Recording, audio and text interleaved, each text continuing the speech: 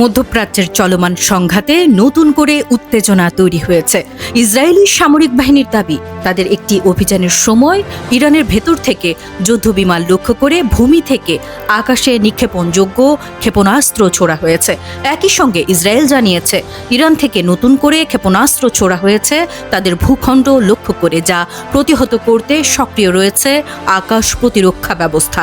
এদিকে ইসরায়েলের Ben Gurion বিমানবন্দরে ক্ষেপণাস্ত্রের ধ্বংসাবশেষ পড়ে অন্তত 3টি বিমান ক্ষতিগ্রস্ত হয়েছে বলেও জানানো হয়েছে। অন্যদিকে ইসরায়েলের প্রতিরক্ষামন্ত্রী ঘোষণা দিয়েছেন, এখন থেকে যে কোনো জ্যেষ্ঠ ইরানি কর্মকর্তাকে লক্ষ্যবস্তু করার অনুমতি দেওয়া হয়েছে, যা পরিস্থিতিকে আরও উত্তপ্ত করে তুলেছে।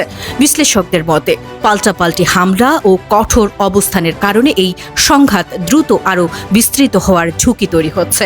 আরও আপডেট পেতে সাবস্ক্রাইব করুন পালস নিউজ 360।